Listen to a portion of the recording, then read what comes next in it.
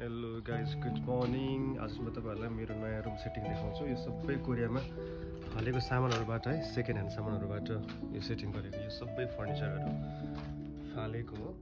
यो मास्तिर भवन बसाउँदैछ। अनि यो ऱ्याक पनि फालेको रहेछ। मैले चाहिँ बुक ऱ्याक बनाउने भनेर लिएर आएको छु। अनि बुकहरू चाहिँ नेपालबाट लिएर आउनु पाएन।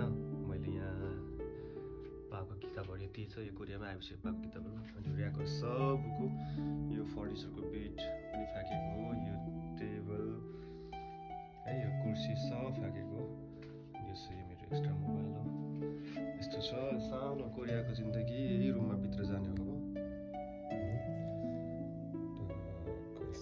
पहिले भुइँमा सुतिन्थ्यो, अब हिजोदेखि चाहिँ रुम सेटिङ भएको छ। यस्तो पुरानो सामानहरू चाहिँ पुरै फ्याँक्नलाई पैसा तिर्नु पर्दो रहेछ। अनि लग्यो भने उनीहरू खुसी हुने रहेछ क्या।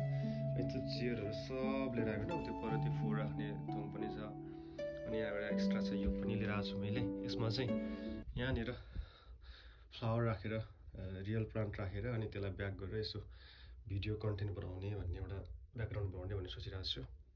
अन्त have a good day, by by.